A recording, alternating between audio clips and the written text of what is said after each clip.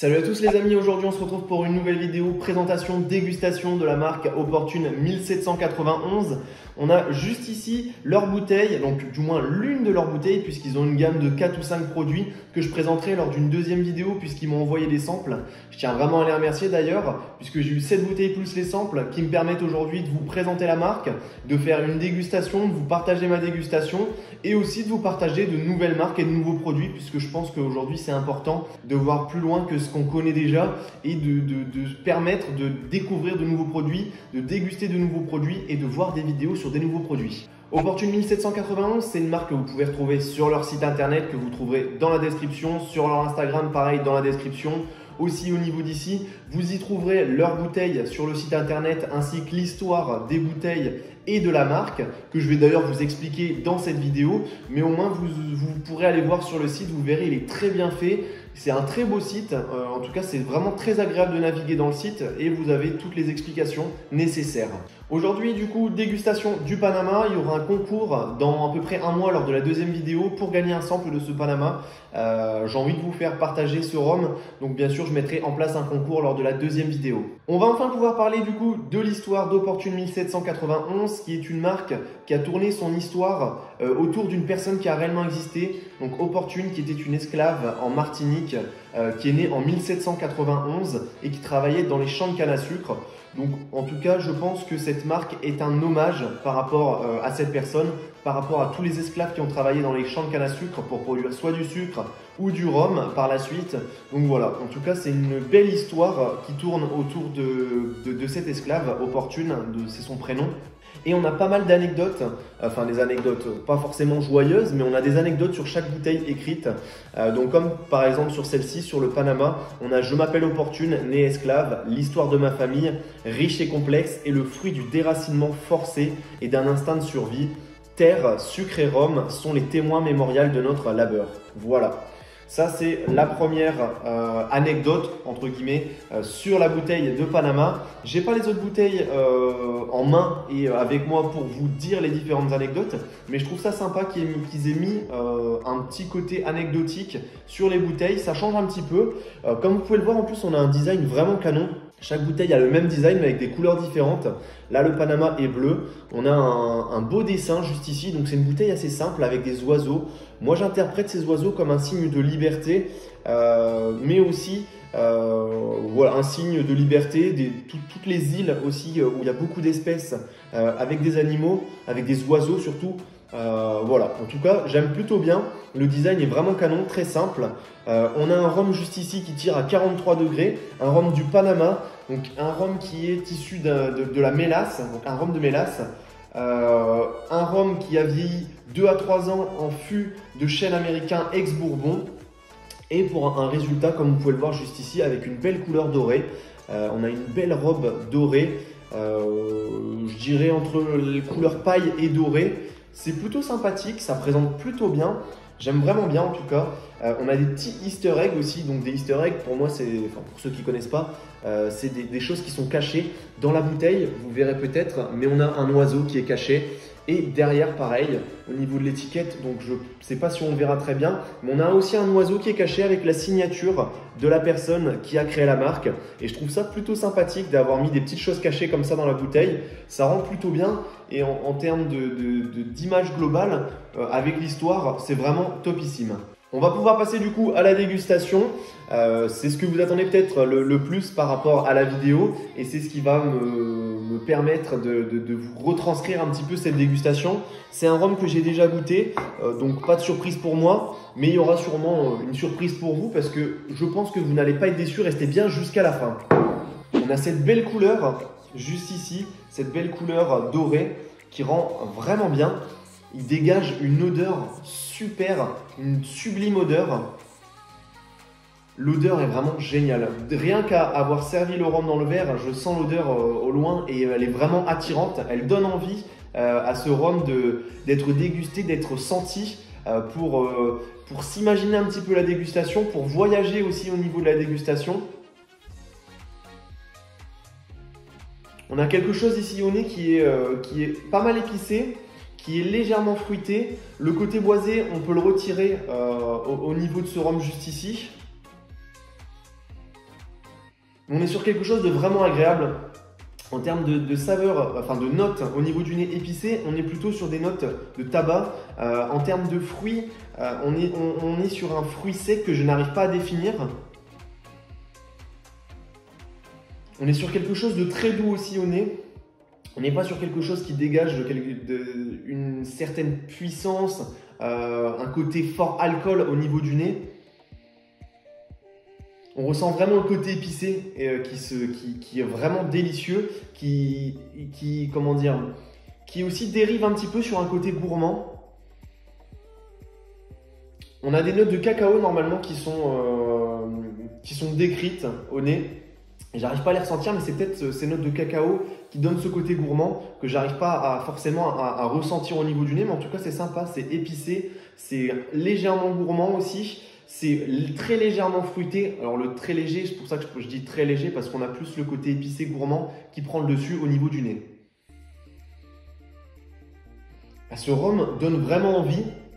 On va pouvoir passer à la dégustation et ça donne vraiment envie. C'est vrai que je ne vous ai pas parlé de tarifs. En termes de tarifs, on est entre une quarantaine, cinquantaine d'euros. C'est un bon petit budget en tout cas pour la bouteille. Mais de toute façon, je vous en parlerai sur la finale à la conclusion. On va pouvoir passer à la dégustation parce que c'est quelque chose qui est important et qui va vous permettre de vous donner un avis sur le rhum. On a une belle attaque tout de suite. Une attaque qui est franche, qui est puissante, qui attaque tout de suite le palais, qui attaque la bouche directement, avec une belle longueur. On sent tout de suite le côté épicé qui arrive en bouche dès le début. Avec cette attaque franche, on sent bien le côté épicé, le côté boisé qui se fait très légèrement ressentir en bouche, mais qui est très léger encore une fois. Le côté fruité qui s'estompe aussi avec le côté boisé, mais qui encore une fois est très léger et très décalé par rapport au côté épicé qui prend le dessus en bouche. On est sur un rhum qui est, je dirais, ni sec ni trop gourmand. On est sur un intermédiaire. On n'a pas quelque chose de trop sec, mais on sent quand même le côté sec qui est apporté par les notes épicées du tabac, qui quand même lui procure un côté sec, mais pas trop, contrairement à certains rhums qui ont plus un côté boisé qui prend le dessus et qui du coup donne un rhum encore plus sec. Mais ne vous détrompez pas, on n'est pas sur un rhum ici, pour ceux qui se poseraient la question, sur un rhum qui est sucré. On est vraiment sur un rhum classique, sans ajout. Du moins, s'il y a des ajouts, ils sont très très très légers, on ne les ressent pas en bouche. Pour les personnes qui commencent dans le monde du rhum, ça pourrait être un frein justement parce que ce ne serait pas forcément à des attentes de quelqu'un qui n'a jamais bu de rhum, un vrai rhum classique sans ajout. Par contre, effectivement, dans le monde des débutants ou même des personnes qui sont averties dans le sujet, il y a moyen de se faire plaisir. Ça peut être aussi l'occasion de faire un cadeau à quelqu'un, de partager une marque qui est différente, des produits différents et de changer un petit peu. En tout cas, j'aime vraiment bien en bouche.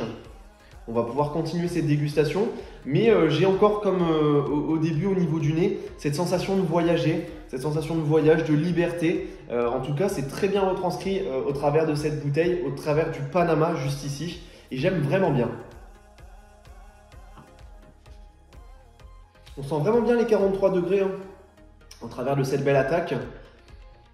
J'essaie de vous retranscrire peut-être d'autres choses lors de la dégustation que je n'aurais pas ressenti.